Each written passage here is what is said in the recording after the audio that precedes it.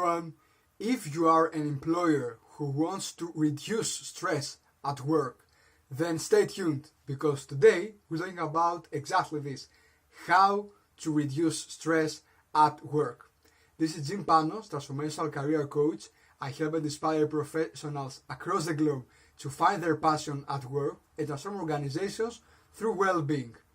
I'm accredited by the largest coaches organization in the world, ICF, International Coaches Federation, and I'm the creator of the Find Your Passion method, a unique coaching tool that has helped professionals across the globe to find their passion at work. And I have a vision. My vision is to inspire 3 billion people in 195 countries by 2060 to find their passion at work. Because I really believe that everyone does deserve this, to be passionate, at what they do in their career and make a living at their passion. And of course, resilience and stress do play a key role for someone to be, to both discover and pursue their passion at work, and of course to achieve a better work-life balance in their lives and be happy and fulfilled. And as an employer, you do know how important it is to take care of your people. And that's why stay tuned till the end of this video. And feel free to comment anytime, and feel free to share with us your opinion. How do you deal with stress at work? How do you reduce it? And of course, feel free to share this with anyone you believe might benefit from. And remember to subscribe to our channel to have access to much more valuable content. So, how can you reduce stress? We have designed a specific system just for you to be able to help yourself if you want, and your people. So this is our RES system, okay? Or RES system. So R stands for relationships, E for education, and S for systems. R, relationships, it's all about establishing the right relationships, and that means empowering relationships in the workplace. And then education, it's all about developing for your people the right skills and mindset they need to eliminate stress, okay? Not just deal with it, but eliminate it. And last but not least, we have systems, okay? What current habits and practices do you need to put in place for your people to be able to reduce their stress levels at work? So the systems are divided in two categories: habits and practices, okay? We have already talked about habits, and practices are divided into other subcategories. The individual practices and the organizational practices. For the individual practices, have a look at our video, how to deal with stress at work. But today we'll be talking about the organizational practices, okay? So there are a few things that you can do, okay? So number one is, first of all, encourage your people to take breaks, okay? Why? Because if someone wants to be fully productive, they need to shift their focus, okay? And that means the focus mode of their mind to their diffused mode of their mind. And that basically means to a mode of relaxation. And that will give them enough space and time to to clean up their minds and then get back to work, okay? That is something that I have personally applied to myself and to my partners, and it does work. And you can just try this out and see how it goes for you. So a great breaks system is 52-17. 52 minutes work, 17 minutes break. And if that sounds a lot for you, just try this out, okay? It's all about the result. It's not about how much time your people work with and for you. It's all about what value do they bring you, okay? And that brings me to the second point, which is freedom. And if someone can do the job in less hours, okay, let them work less hours. So give them projects, not hours, but projects, okay? And yeah, if they can bring you, the X value that you want in 6 hours, let them work 6 hours, not 8 hours, okay? As simple as that, because imagine that according to Parkinson's law, which I believe is great, every we as humans, we accomplish and complete every task or job that we have to do in the time available for its completion. So if we have a task to do and we have like a deadline of 8 hours, we do it in 8 hours. If we have 3 hours, we do it in 3 hours.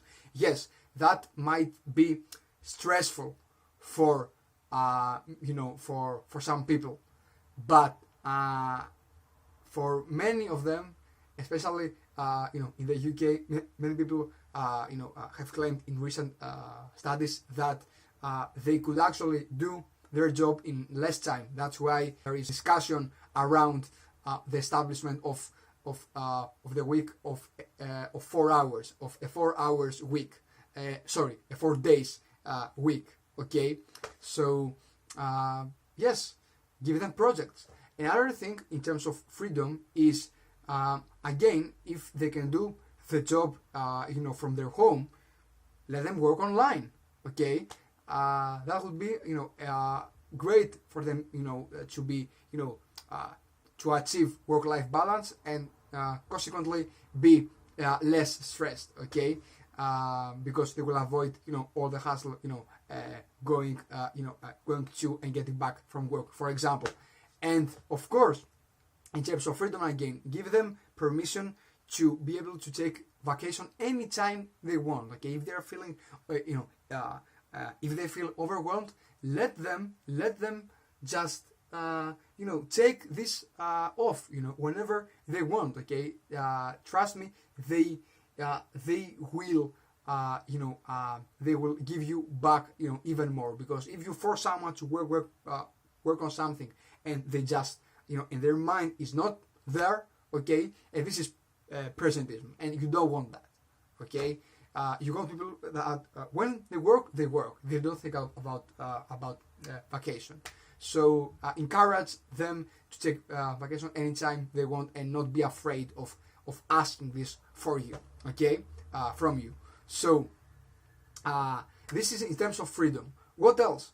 Workload reduction. Okay, a recent survey of April 2019, according to CIPD, okay, said that like the most important factor of stress production is workload. So you need to reduce the workload because they are humans, okay, they are your people, and you need to be realistic in your expectations. Okay, it's not about working all the time. Okay, it's about what value do they provide with their work, and if you force them to to do more and more things, you actually stress them out and they become less productive, and you get less benefits, not just in terms of profit and sales and customer service, but you create a weaker brand and culture, okay, and brand culture, and that also has an impact in your retention rates as well. Okay, so this is in terms of the workload. Okay, and of course, what else?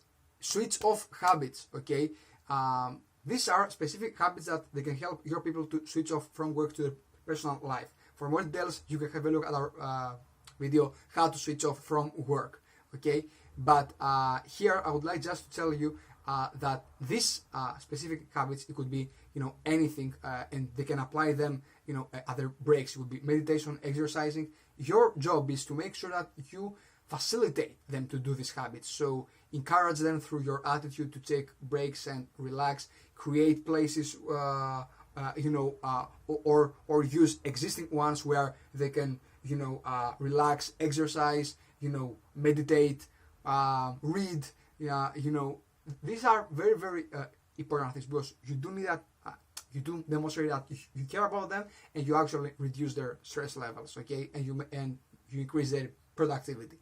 And what else you can do is you can encourage them to go to their home at the end of the day. So you can email them, or put some relaxing music or some loud music, or just turn off or dim the lights to show them that, you know something, it's time for you to go back home, okay? And email them also when they get back home, because some of them, they will have a look at their emails to remind them to stop working, okay? They will really, really appreciate that. And last but not least, help them keep their momentum, okay? And by momentum, I mean, you know, in my previous videos on how to switch off from work and how to deal with stress at work, I suggest specific habits, okay, and practices, okay, besides the current ones, okay? And these are individual habits and practices. What is your job here, and what I would highly suggest you, is you can help your people, okay, to maintain their momentum through these habits in two ways. Number one, you can email them, for example, every morning. How relaxed are you feeling today? Okay, have you done so far your morning rituals? Okay, or your favorite habits? Okay, have you prepared yourself for the day? If not, do that. Okay, they will be grateful for that, and you will really show that you care about them. And of course, last but not least, train your managers to ask your people how are they being today, and mean it.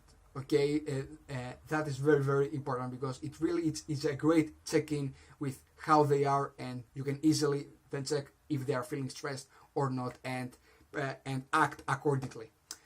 I hope that if you did enjoy this video, and if you did like our video, give us a like here at our Facebook page, jimpanoscoaching. Remember to subscribe to our channel to have access to much more valuable content, and share this with your people, with your colleagues, with anyone you believe they might benefit from. This is Jimpanos, and I wish you a great day. Take care.